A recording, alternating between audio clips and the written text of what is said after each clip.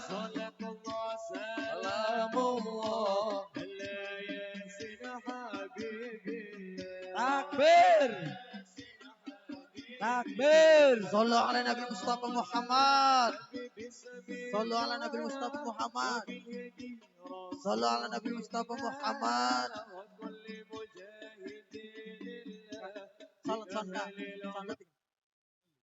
Sallu ala Nabi Mustafa Muhammad. Takbir. Takbir.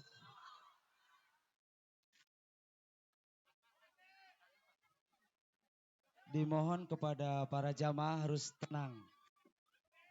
Sekali lagi, dimohon kepada para jamaah harus tenang.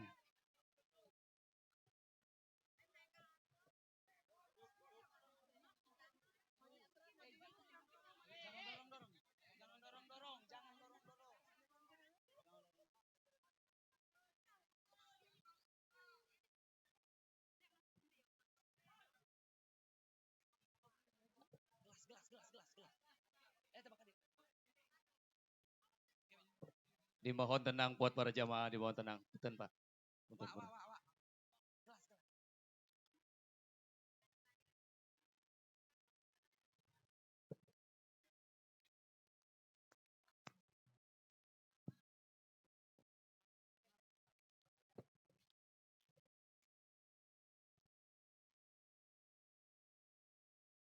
Assalamualaikum warahmatullahi wabarakatuh.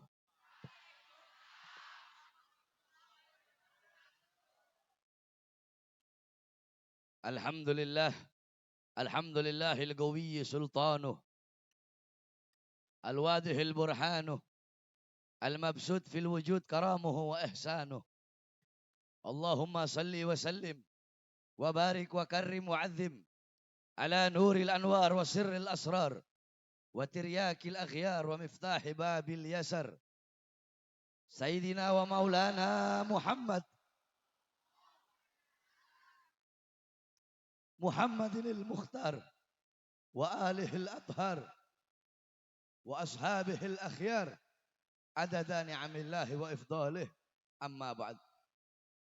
Yang saya cintai, yang saya muliakan, segenap para alim ulama, para habaib, para kiai, para asatid, para sesepuh, para tokoh masyarakat, segenap aparat pemerintah, wabil khusus guru kita bersama, Mudirul Ma'had Al-Abrar, Kiai Haji Rashid, mudah-mudahan Allah panjangkan umur beliau, Allah sehatkan jasmani dan ruhani beliau, Allah permudah urusan dunia akhirat beliau, Allah perkuat langkahan kaki beliau di dalam berdakwah, mengajar dan membimbing kita semua menuju ridhonya Allah Subhanahu wa taala.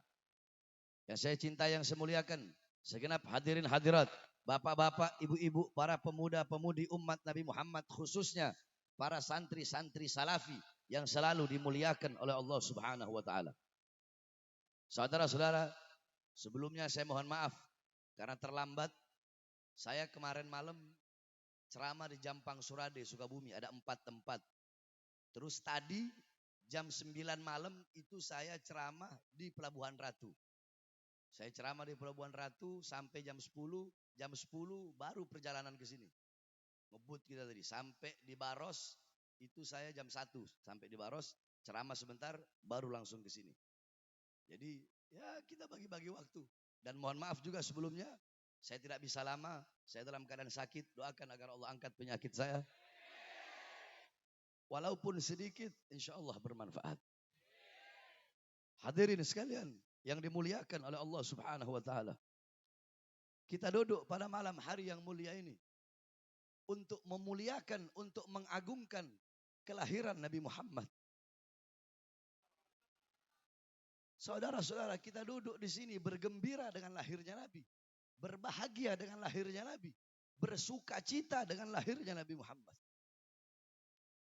Ketahuilah saudara-saudara, yang memerintahkan kita untuk bergembira, yang memerintahkan kita untuk berbahagia, yang memerintahkan kita untuk bersuka cita dengan adanya Nabi Muhammad, yang memerintahkan bukan para ustadz, bukan para kiai, bukan para habaib, bukan aimatul arba, bukan aslafun saleh, bukan Nabi Muhammad, bukan para sahabat, bukan para nabi, bukan para rasul, bukan para malaikat. Tetapi yang memerintahkan kita bergembira, berbahagia, bersuka cita dengan adanya Nabi Muhammad, yang memerintahkan adalah Allah Subhanahu wa taala. Apa dalilnya? Dalam Al-Qur'an Allah Subhanahu wa taala berfirman, "Qul bifadlillah wa birahmatih fabidzalika falyafrahu." Katakanlah dengan karunia Allah, dengan anugerah Allah, dan dengan rahmat Allah Subhanahu wa taala. Apa anugerah Allah? Apa karunia Allah? Apa rahmat Allah? Dalam kitab-kitab tafsir, para ulama ahli tafsir mengatakan, dalam tafsir Jami'ul Bayan, Al-Imam Ibnu Jarir At-Tabari, dalam kitab tafsir Ma'alimut Tanzil, Al-Imam Baghawi, dalam kitab tafsir Madarikut Tanzil, Al-Imam An-Nasafi, dalam kitab tafsir Anwarut Tanzil, Al-Imam Baydawi, dalam kitab tafsir Jami'ul Kabir, Al-Imam Ar-Razi, dalam kitab tafsir Ad-Durul Manthur, Tafsir bil Ma'thur, Al-Imam As-Suyuti, dijelaskan juga dalam tafsir Jalalain, Al-Imam Jalaluddin Al-Mahalli, dan diteruskan oleh Imam Jalaluddin As-Suyuti, bahwasanya karunia Allah, anugerah Allah, ada yang mengatakan Islam, ada yang mengatakan iman, ada yang mengatakan Al-Quran, ada yang mengatakan ilmu, ada juga yang mengatakan akal. Sedangkan rahmat Allah, sebagaimana dalam ayat yang lain, Allah Subhanahu wa taala berfirman, "Wa ma arsalnaka illa rahmatal lil alamin." Tidak aku utus engkau wahai Muhammad kecuali engkau rahmat bagi seluruh alam semesta. Maka dengan adanya Islam, iman, ilmu, Al-Quran sebagai karunia Allah, dan dengan adanya Nabi Muhammad sebagai rahmat Allah, falyafrahu, hendaklah mereka bergembira, hendaklah saya bergembira, hendaklah kalian bergembira dengan adanya karunia Allah, dengan adanya rahmat Allah yang paling besar, rahmat Allah yang paling agung, rahmat Allah yang paling luhur, rahmat Allah yang paling luas, yaitu Nabi kita, Nabi besar Muhammad sallallahu alaihi wasallam.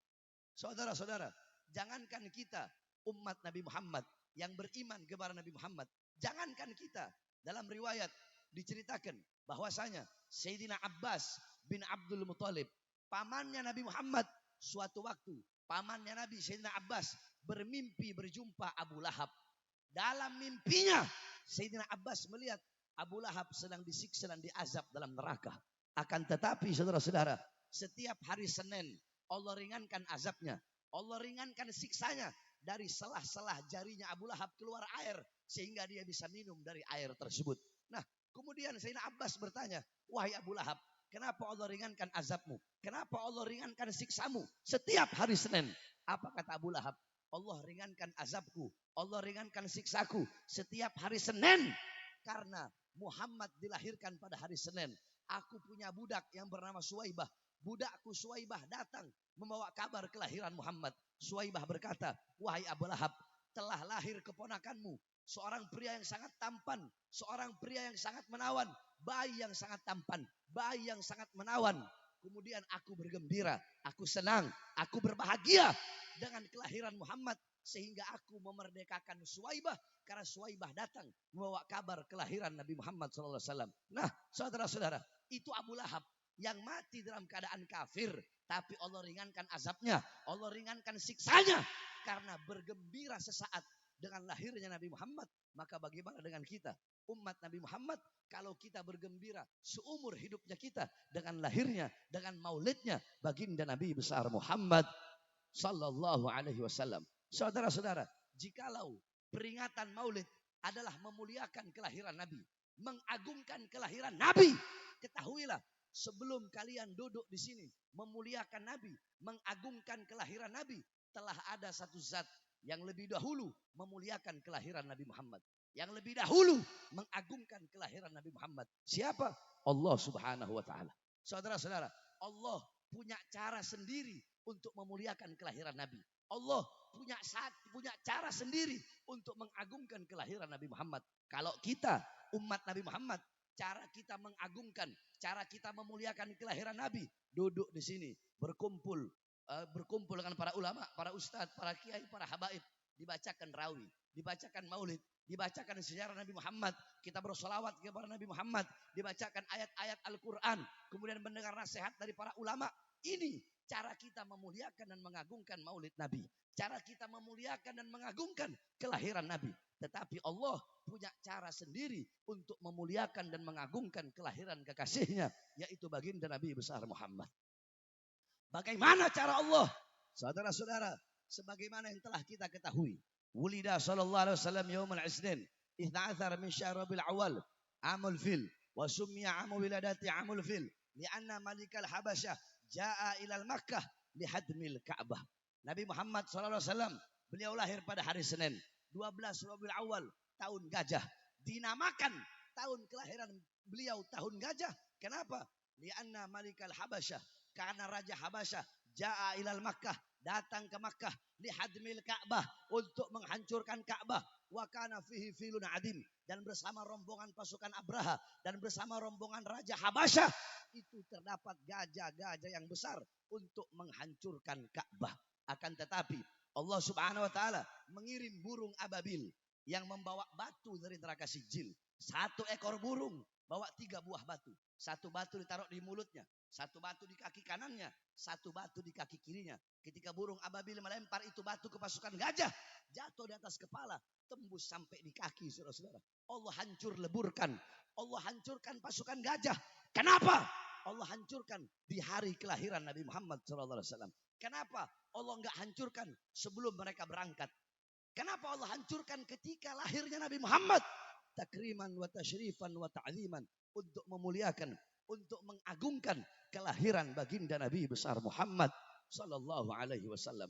Saudara-saudara, ketika Nabi Muhammad lahir, pada saat lahirnya Nabi Muhammad, pada waktu kelahiran Nabi Muhammad, sumur-sumur yang kering memancarkan airnya. Pohon-pohon, daun-daun yang kering, pohon-pohon yang tidak punya daun, yang tidak punya bunga, pohon-pohon yang kering, tumbuh kembali daunnya, tumbuh kembali bunganya, tumbuh kembali buahnya. Kenapa kok di hari lahirnya Nabi Allah memancarkan sumur yang kering, Allah menumbuhkan daun-daun yang kering? Apakah sebelum Nabi lahir Allah nggak bisa memancarkan air yang kering? Bisa. Apakah sebelum Nabi lahir Allah nggak bisa menumbuhkan daun yang kering? Bisa, saudara-saudara. Sebelum Nabi lahir atau sesudah Nabi lahir. Tapi pertanyaannya, kenapa kok Allah tumbuhkan daun yang kering? Allah pancarkan air dari sumur yang kering. Kenapa? Di hari lahirnya Nabi, pada waktu kelahiran Nabi, takriman wa tashrifan wa ta'ziman, untuk memuliakan, untuk mengagungkan kelahiran baginda Nabi besar Muhammad sallallahu alaihi wasallam. Saudara-saudara, api majusi yang selama ribuan tahun tidak pernah padam, Allah padamkan pada hari kelahiran Nabi Muhammad. Kenapa Allah padamkan di hari lahirnya Nabi? Apakah Allah nggak bisa memadamkan sebelum lahirnya Nabi atau sesudah lahirnya Nabi? Bisa. Tapi kenapa Allah padamkan di hari lahirnya Nabi? Takriman wa tashrifan wa ta'ziman, untuk memuliakan, mengagungkan kelahiran baginda Nabi besar Muhammad sallallahu alaihi wasallam. Istana-istana Romawi, tiangnya Allah hancurkan, Allah robohkan tiang-tiang istana Romawi pada hari kelahiran Nabi Muhammad. Pertanyaannya sekali lagi, kenapa kok di hari lahirnya Nabi? Untuk memuliakan, untuk mengagungkan kelahiran baginda Nabi besar Muhammad sallallahu alaihi wasallam. Bahkan saudara-saudara, waktu sahar saatul ijabah, sepertiga malam adalah waktu dikabulkan doa. Kenapa? Karena pada sepertiga malam Allah turun ke langit dunia dan Allah berseru, hal min taibin, hal min mustaghfirin. Adakah yang mau bertobat? Aku terima tobatnya. Ada yang mau minta ampun, aku ampuni dosanya. Ada yang mau dikabulkan hajatnya, ada yang meminta kepadaku, berdoa kepadaku, aku kabulkan hajatnya. Sepertiga malam menjadi waktu dikabulkan doa. Para ulama berkata, kenapa sepertiga malam menjadi saatul ijabah, menjadi waktu dikabulkan doa? Para ulama mengatakan, karena Nabi Muhammad lahir pada waktu sepertiga malam, sehingga Allah memuliakan waktu kelahiran Nabi menjadi waktu yang dikabulkan doa, saudara-saudara. Bahkan hari lahirnya Nabi menjadi hari yang paling mulia. Sebagaimana dijelaskan dalam kitab Khawashi Syarwani ala Tuhfatil Muhtaj. Kitab Khawashi Syarwani adalah hasyiah yang dikarang oleh Imam Asy-Syarwani. Itu merupakan hasyiah daripada kitab Tuhfatul Muhtaj Al-Imam Ibnu Hajar Al-Haytami. Kitab Tuhfatul Muhtaj Al-Imam Ibnu Hajar Al-Haytami adalah syarah daripada kitab Minhaj Al-Imam An-Nawawi. Dalam kitab tersebut, qala muallif, inna afdalal layali wa lailatul maulidis syarif, thumma lailatul qadar, thumma lailatul jum'ah. Sesungguhnya malam yang paling utama, malam yang paling mulia, malam yang paling agung di muka buminya Allah adalah malam kelahiran baginda Nabi besar Muhammad. Setelah malam kelahiran Nabi, baru malam Lailatul Qadar.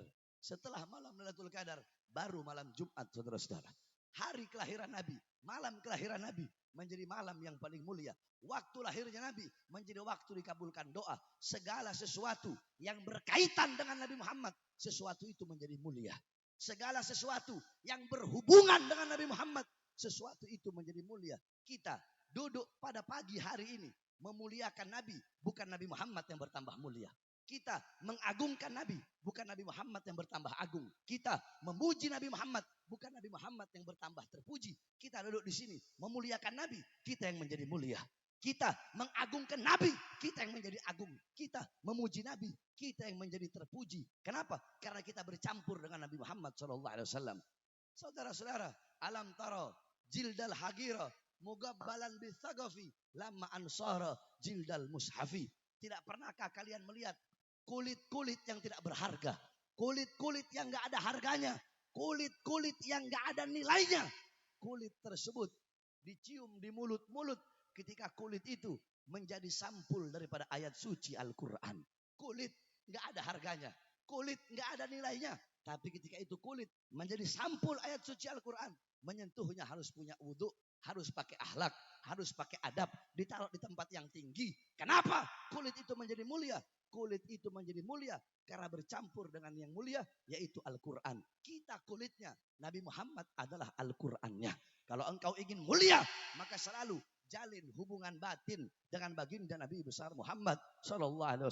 Hidupkan kau punya pondok pesantren dengan Nabi Muhammad. Kau punya rumah tangga, hidupkan dengan Nabi Muhammad. Hidupkan rumah tanggamu, kampungmu dengan ajaran baginda Nabi besar Muhammad SAW. Sebab kita orang-orang zaman sekarang semakin hari semakin jauh dari ajaran Nabi Muhammad. Kita nggak kenal Allah, kita nggak kenal Rasulullah, kita nggak kenal Islam, kita buta Al-Quran, buta iman, nggak kenal ilmu, nggak kenal akhlak, nggak kenal adab, nggak kenal warok, nggak kenal khauf, nggak kenal ikhlas, nggak kenal zuhud, nggak kenal qanaah. Kita semakin hari semakin jauh dari Allah, semakin jauh dari akhirat, semakin jauh dari Rasulullah. Kita lebih mengedepankan urusan-urusan dunia, mengutamakan dunia, emas, intan, permata, uang, berlian, tahta, kekuasaan, wanita. Ini yang kita kedepankan, saudara-saudara. Ini yang kita utamakan. Allah kita belakangi. Kita jauh dari Allah, jauh dari Rasulullah, dan lebih mementingkan urusan-urusan dunia, lebih mementingkan urusan-urusan harta, urusan pangkat, jabatan, tahta, dan kekuasaan, sehingga lupa kepada Allah Subhanahu wa taala. Saudara-saudara, tuba liman kana targud dunya qabla an taraktah. Sungguh beruntung, sungguh berbahagia orang-orang yang meninggalkan dunia sebelum dunia yang meninggalkannya. Apa maksudnya meninggalkan dunia? Dunia di sini syai'ul ladzi la yusilu bil akhirah. Dunia adalah sesuatu yang tidak ada hubungannya, sesuatu yang tidak ada kaitannya dengan akhirat. Mencari dunia untuk dunia, itu adalah dunia. Mencari dunia untuk akhirat, itu adalah akhirat. Maksudnya dunia di sini sesuatu yang tidak ada hubungannya dengan akhirat. Apapun perkara-perkara, hal-hal, perbuatan-perbuatan, apapun sebab perbuatan apapun, mau sebab apapun, perkara apapun yang menjauhkan hubunganmu dengan Allah, itu dunia. Yang memutuskan hubunganmu dengan Allah, itu dunia. Maka tinggalkan perbuatan-perbuatan tersebut. Saudara-saudara, kita pagi, siang, sore, malam sibuk cari uang. Pagi, siang, sore, malam sibuk cari harta, tetapi lupa kepada Allah yang memberikan harta tersebut. Makanya Syekh Abdul Qadir Jailani radhiyallahu an, satu waktu Syekh Abdul Qadir Jailani pergi ke pasar. Syekh Abdul Qadir Jailani berkata, "Wahai orang-orang pasar, Tuhan kalian berada di bawah kakiku." Kemudian orang-orang pasar mengadu kepada qadhi. Mereka mengadu kepada hakim. Hakim memanggil Syekh Abdul Qadir Jailani. Hakim berkata, "Wahai Syekh Abdul Qadir Jailani, apakah betul engkau berkata Tuhan orang-orang pasar itu ada di bawah kakimu?" Syekh Abdul Qadir Jailani berkata, "Iya betul, Tuhan mereka ada di bawah kakiku. Kalau kau tidak percaya, kau lihat apa yang ada di bawah kakiku." Ketika dilihat, ternyata di bawah kakinya Syekh Abdul Qadir Jailani ada uang dinar, saudara-saudara. Kata Syekh Abdul Qadir Jalani, ini yang mereka sembah, ini yang mereka pertuhankan. Mereka nggak menyembah Allah, mereka bukan menuhankan Allah, tetapi yang mereka sembah adalah uang. Pagi, siang, sore, malam mereka sibuk untuk mencari uang sehingga lupa kepada Allah Subhanahu wa taala. Di masjid-masjid kalian, di musola-musola kalian terdengar panggilan Allah, terdengar panggilan salat, hayya 'alas shalah, hayya 'alas shalah. Terdengar panggilan Allah untuk melaksanakan ibadah, untuk melaksanakan kewajiban. Tetapi yang di pasar, mereka tetap dengan dagangannya. Yang berdagang tetap dengan dagangannya. Yang punya toko tetap dengan tokonya. Yang bekerja tetap dengan pekerjaannya. Kalian lebih rela kehilangan Allah karena harta benda kalian daripada kehilangan harta benda karena Allah Subhanahu wa taala. Kalian lebih rela kehilangan pangkat dan jabatan, atau kalian lebih rela kehilangan Allah karena pangkat dan jabatan daripada kehilangan pangkat dan jabatan karena Allah Subhanahu wa taala. Kalian tinggalkan Tuhan kalian, kalian tinggalkan Allah kalian demi kepentingan-kepentingan dan urusan-urusan perut kalian. Saudara-saudara, barang siapa orang yang lebih mementingkan urusan perutnya, lebih mementingkan urusan-urusan perut sehingga lupa kepada Allah, maka orang tersebut di sisi Allah nilainya sama dengan sesuatu yang keluar dari perutnya, saudara-saudara. Oleh karenanya, hadirin sekalian yang dimuliakan oleh Allah Subhanahu wa taala, ketahuilah dunia semakin kalian kejar, itu dunia akan semakin lari. Dunia gak bakal kalian dapatkan. Semakin kalian kejar, dunia semakin lari. Saya tanya semua yang ada di sini, kalian bisa mengejar bayangan kalian sendiri? Bayangan bisa dikejar? Kalian gak bisa mengejar bayangan kalian. Dunia bagaikan bayangan, gak bisa kalian kejar. Mana bisa kita mengejar bayangan kita? Tapi coba tinggalkan, gak usah dikejar.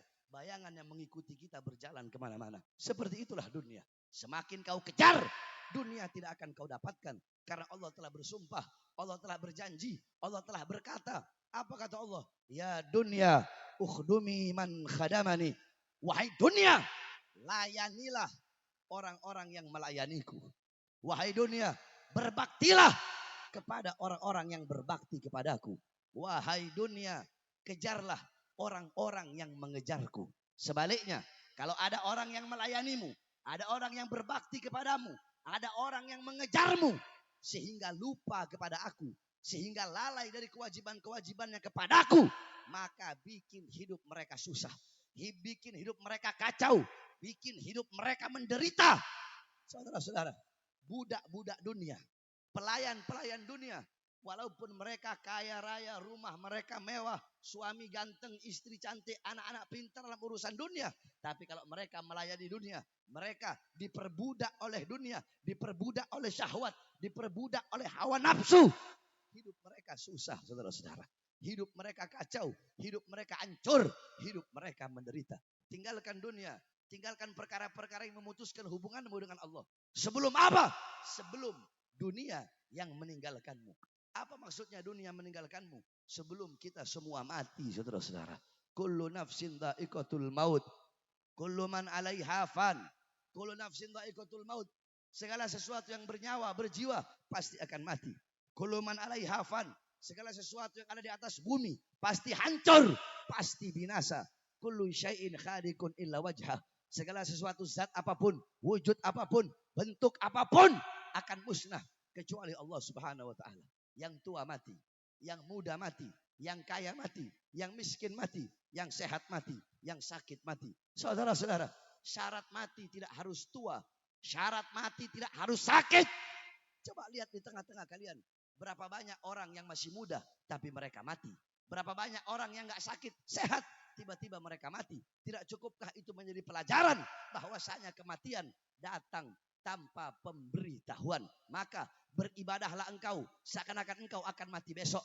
Jangan pernah menunda-nunda untuk berbuat baik. Jangan pernah menunda-nunda kebaikan. Sebab besok bukan waktu milik kalian. Yang telah lalu, waktu-waktu, hari-hari, jam-jam, menit-menit, detik-detik, setiap waktu yang berlalu dari hidup kita, itu bukanlah milik kita. Waktu yang akan datang juga bukan milik kita. Jangan pernah menunda-nunda untuk berbuat baik. Mau sholat, entar aja besok. Mau ngaji, entar aja besok. Mau mutolaah, entar aja besok. Mau murojaah, entar aja besok.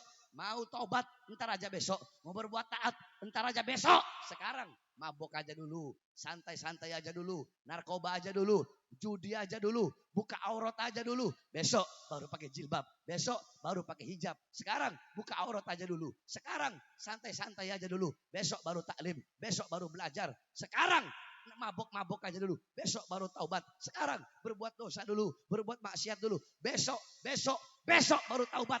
Besok bukan waktu milik kalian. Besok bukan waktu milik kita. Sekarang adalah waktu milik kita. Jangankan besok, 5 menit ke depan, 1 detik ke depan, tidak ada yang tahu. Karena itu bukanlah milik kita. Oleh karenanya, kembali kita semua kepada Allah Subhanahu wa taala. Bertaubat kepada Allah, kembali kepada millah Nabi Allah Ibrahim alaihissalam. Millata Ibrahim hanifan muslima wa ma kana minal musyrikin. Millah itu juga adalah millah baginda Nabi besar Muhammad sallallahu alaihi wasallam. Kembali kepada ajaran Nabi Muhammad. Dedek putra putri kalian dengan pendidikan baginda Nabi besar Muhammad sallallahu alaihi wasallam. Jangan biarkan putra putri kalian buta daripada ajaran Nabi Muhammad, buta daripada Al-Quran, buta daripada ilmu-ilmu agama. Ketahuilah wahai bapak-bapak, wahai ibu-ibu, wahai para orang tua, tidak ada anak yang bisa menyelamatkan kalian kelak di akhirat. Tidak ada anak yang bakal mengirimkan doa kepada kalian, yang bakal menjadi tabungan bagi kalian, yang bakal menjadi penolong bagi kalian. Tidak ada anak kecuali anak yang soleh dan soleha, anak yang mengerti ilmu agama. Anak-anak kalian nggak bakal ngerti agama kalau tidak pernah menuntut ilmunya Allah, ilmunya Rasulullah, ilmu agama. Anak-anak kalian buta Al-Quran, buta Islam, buta iman, nggak kenal Allah, nggak kenal Rasulullah. Kenapa? Karena kalian sebagai orang tua lalai, tidak pernah mendidik anak-anak kalian dengan pendidikan baginda Nabi besar Muhammad sallallahu alaihi wasallam. Kalian memberi makan jasmani anak-anak kalian, memberi makan badan anak-anak kalian, tapi kalian lupa memberi makan jiwa, memberi makan hati, memberi makan ruh anak-anak kalian. Apa makanan jiwa? Apa makanan hati? Makanan jiwa, makanan hati adalah ilmu. Hati 3 hari nggak kena ilmu, hati itu menjadi mati. Maka tanyakan kepada diri kita sebagai orang tua telah berapa lama kita menjadi sebab hati anak-anak kita mati. Oleh karenanya bapak-bapak, ibu-ibu, didik anak-anak kalian dengan pendidikan baginda Nabi besar Muhammad sallallahu alaihi wasallam. Mudah-mudahan seluruh anak-anak kita menjadi anak-anak yang soleh dan soleha, menjadi anak-anak yang alim dan alimah, menjadi anak-anak yang abid dan abidah. Khususnya anak-anak kita yang belajar di pondok pesantren Salafi ini. Mudah-mudahan anak-anak kita menjadi anak-anak yang mendapatkan ilmu yang bermanfaat, mendapatkan ilmu yang barakah. Amin, amin, ya rabbal alamin. Terakhir, sebelum saya tutup, saudara-saudara, ada satu hadis Rasulullah sallallahu alaihi wasallam. Anna Rasulullah sallallahu alaihi wasallam khataba amaman nas yauman nahr. Qala Rasul sallallahu alaihi wasallam, ayu yaumin hada? Qalu yaumun haram. Faqala ayu baladin hada? Qalu baladun haram. Faqala ayu syahrin hada? Qalu syahrun haram. Faqala inna dima'akum wa a'radakum wa amwalakum alaikum haram kaharami yaumikum hada wa fi baladikum hada wa fi syahrikum hada. Rasulullah sallallahu alaihi wasallam ketika haji wada, ketika haji yang terakhir, Rasulullah berkhutbah di hadapan manusia. Apa kata Rasulullah? Beliau berkhutbah pada 10 Dzulhijjah. Beliau berkhutbah pada hari Nahr atau yang kita kenal dengan Idul Adha. Beliau mengatakan, ayu yaumin hada? Hari apa ini? Para sahabat menjawab, yaumun haram. Ini adalah hari haram ya Rasulullah. Ayu baladin hada? Tanah apa ini? Para sahabat menjawab, baladun haram. Ini tanah adalah tanah haram. Ayu syahrin hada? Bulan apa ini? Para sahabat menjawab, syahrun haram. Ini adalah bulan haram. Bulan haram ada 4. 3 berturut-turut, Dzulqa'dah, Dzulhijjah, dan Muharram. 1 Dzulqa'dah, Dzulhijjah, Rajab. 1 Dzulqa'dah, Dzulhijjah. Kemudian Rajab, Muharram, ada 4 bulan haram. Nah ketika itu Rasulullah SAW bulan Dzulhijjah. Maka ketika Rasulullah bertanya, ayu syahrin hada? Bulan apa ini? Sahabat menjawab, syahrun haram. Kemudian Rasulullah berkata, inna dima'akum.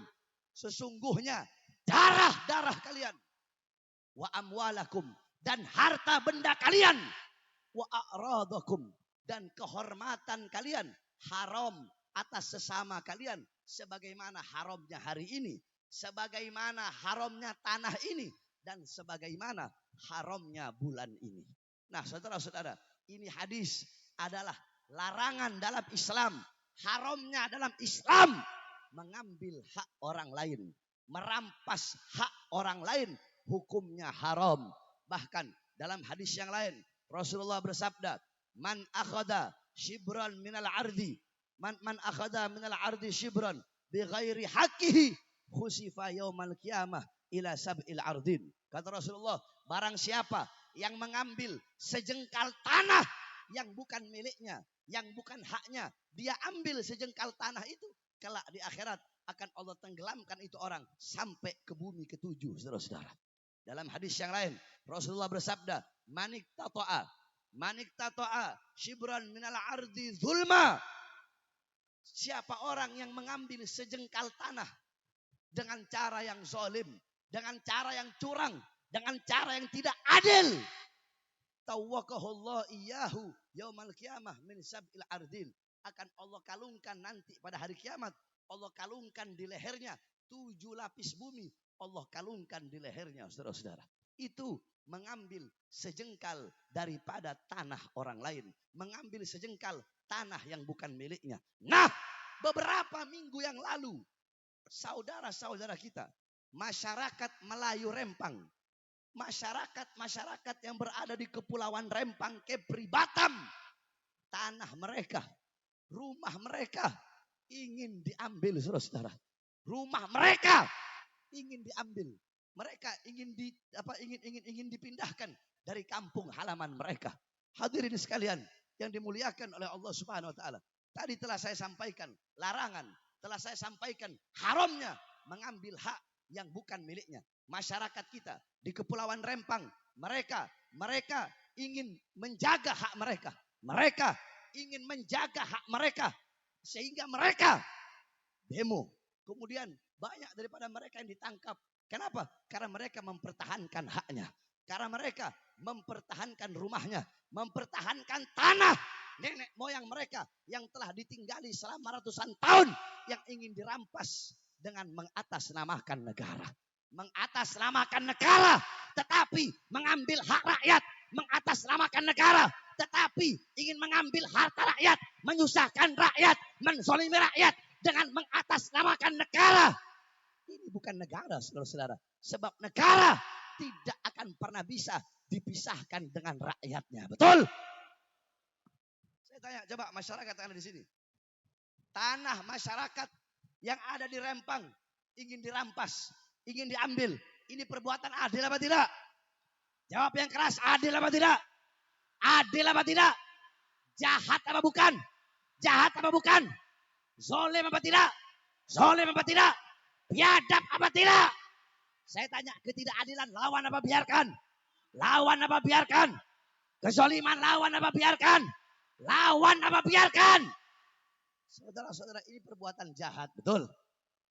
Harusnya pemerintah, pejabat itu mengayomi masyarakat, melayani masyarakat.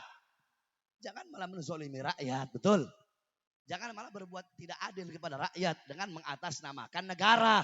Woi, jangan mentang-mentang kalian punya pangkat, punya jabatan, punya senjata, punya kekuasaan, terus semena-mena kepada rakyat kecil, rakyat susah, semena-mena kepada masyarakat kecil. Ingat, kami para santri-santri yang pakai sarung akan berada di barisan paling depan, membela bangsa dan rakyat Indonesia, saudara-saudara. Saya tanya santri-santri, siap bela rakyat, siap bela masyarakat, siap bela bangsa, siap lawan kezaliman, siap lawan ketidakadilan. Allahu Akbar. Saya tanya santri sekali lagi, hukum mengambil hak yang bukan miliknya apa? Apa hukumnya? Balasannya kelak di akhirat akan Allah apakan?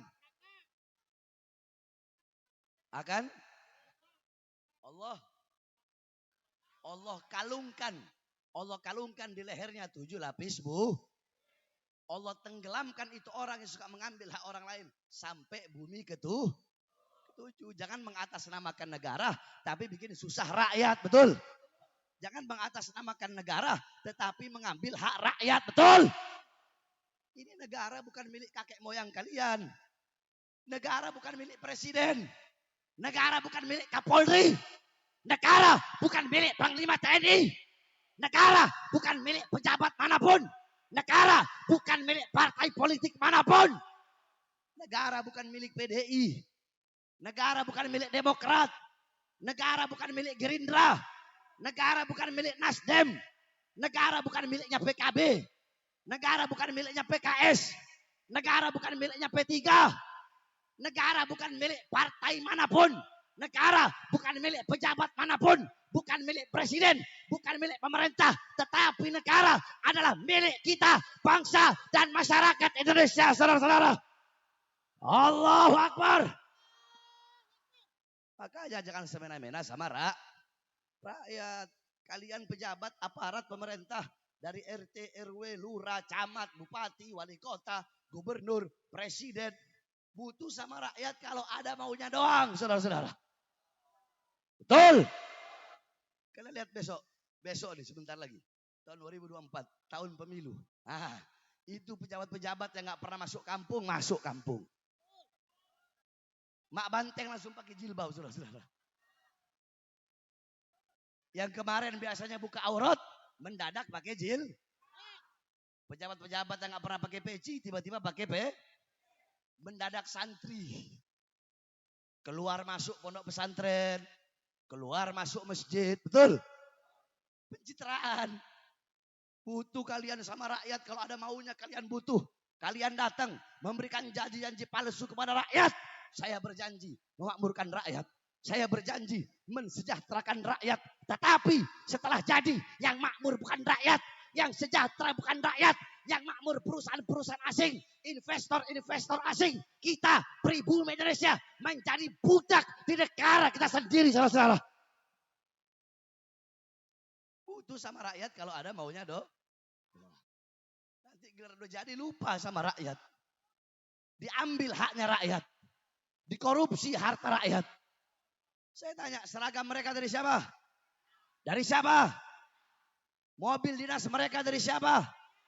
Gaji mereka dari siapa? Dari keringat rakyat, betul. Dari air mata rakyat. Dari darah rakyat. Kalian harusnya melayani rakyat. Tugas pejabat, tugas aparat, tugas pemerintah adalah melayani rakyat. Melayani negara. Melayani bangsa. Melayani kita rakyat Indonesia. Jangan semena-mena. Mentang-mentang punya jabatan. Punya tahta. Punya kekuasaan. Terus kalian berbuat semena-mena kepada rakyat. Jangan. Kami para santri tidak akan pernah tinggal diam. Kami yang akan berada di barisan paling depan. Rela hancur. Rela binasa. Demi bangsa, rakyat dan negara kesatuan Republik Indonesia. Oleh karenanya, saudara-saudara. Kekuatan Indonesia ada pada kalian. Wahai para santri-santri. Banyak para pejabat-pejabat bisa dibeli. Banyak ustadz, kiai, habib bisa dibeli. Dengan uang mereka bisa dibeli.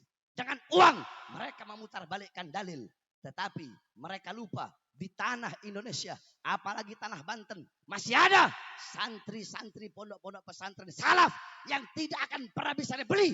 Walaupun dengan uang. Walaupun dengan pangkat. Walaupun dengan jabatan. Kami para santri salaf tidak akan pernah bisa kalian beli. Sampai datangnya hari kiamat. Saudara-saudara. Saya tanya, santri salafi bisa dibeli gak? Bisa disogok gak? Bisa dibayar gak? Itulah yang mereka takutkan dari kita. Para santri-santri salaf. Oleh karenanya santri salafi harus istiqamah di dalam berdakwah. Dan berjuang di jalan Allah Subhanahu Wa Taala. Memperjuangkan agama Islam. Dan memperjuangkan negara kesatuan Republik Indonesia. Yang kita cintai ini. Mudah-mudahan guru kita Kiai Rashid. Allah panjangkan umur beliau. Dalam membimbing santri-santri salaf di sini. Amin, amin. Ya Rabbal Alamin. Bismillahirrahmanirrahim. Allahumma nas'aluka khairal as'alah. Wa khairal du'a wa khairal najah. Wa khairal amal wa khairal hayat wa khairal mamat. Wa thabbitna wa zakil mawadhana. Wa haqiq imanah. Wa anta maulana.